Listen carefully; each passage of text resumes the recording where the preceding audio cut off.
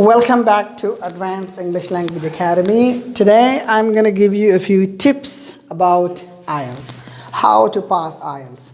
First of all, we should know what is IELTS. IELTS is basically, when you go to some other country for your higher studies. So, for example, you go to England, America, so you have to have a good command over English. And IELTS, they check your writing, reading, listening, and speaking.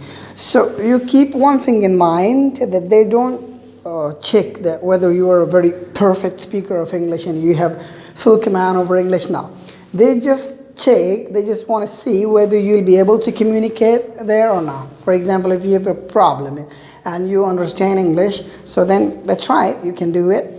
So it is not something very difficult, like, some people say it's very difficult. You don't have to speak perfect English. There are bands, till 5 bands, you can pass your test and there isn't any problem.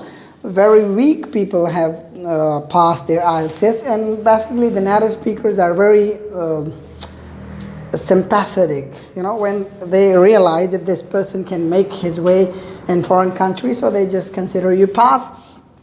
But still, if you want to study abroad, if you want to go to other countries and the countries that demand IELTS test, so I'm just going to give you a few tips about IELTS today. First of all, take ESL classes. Remember, you have to undergo through the whole process, okay? You have to understand English first, okay? Not only IELTS. For example, you go to an academy, you spend some time there, you understand IELTS, you understand English. So IELTS is just a test, okay? They check your English.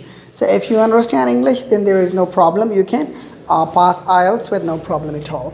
Solve your English problems, okay? This is for parents also, and those students who are listening to me now. Maybe they have some younger brothers, they have some juniors in their house. I want to tell you one thing, that solve your child's English problems as early as possible.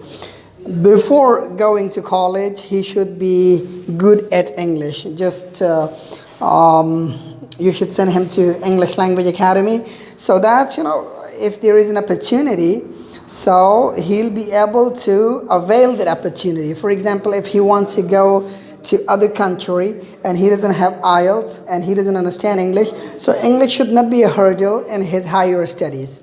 So therefore, I tell my students, and I'm telling for my viewers also, that solve your English problem before going to college. If you have a brother, if you have a child, so solve their problem before, because after college, when the student enters college, he has to study his own subjects also, mathematics, biology, so then he rarely gets time to improve his English. So if he understands English and his English problem has been solved before going to college, so then he has no problem. First of all, I talked about the first 2 points. Then know the test. First, we should know the test. How the test is conducted. We should know the technique and the method. We should hire an instructor who will teach us that how is the test taken. You should test yourself again and again. Sit in an empty room. Don't allow anyone to enter there. Put your mobile away. Just skip all your activities. Take the test 10 times, okay? And test yourself. And by practicing more and more, your confidence will be building, and then when you appear in the IELTS test, you will have no problem. Practice the test, as I told you, that know the test and practice the test.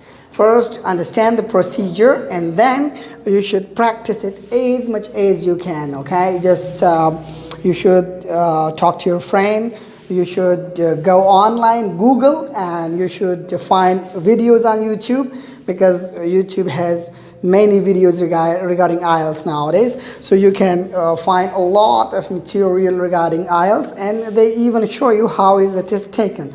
The person is asking the student and he's answering the question, so you should be noting down these things. Take it easy. Take it easy means, as I mentioned earlier, that it is not something very difficult. It's a very easy thing. You should take it easy and think that you understand English. You have no problem. Most of the times there are English language instructors who have some artificial kind of accent. So artificial kind of accent means that they speak English, they want to sound more like native speakers, but they don't sound natural. For some time, for 5 minutes, for 10 minutes, they'll be speaking American, British English, but after that time, after that specific time when they come out of the class, so then you will realize that their accent has been changed. That's a very big problem. Basically, we should practice English so much that it becomes the part of our subconscious, and when it becomes the part of our subconscious, so automatically you will not need to act. Okay, so take it easy. Take it easy means that it's not a very difficult kind of exam, it's a very easy exam.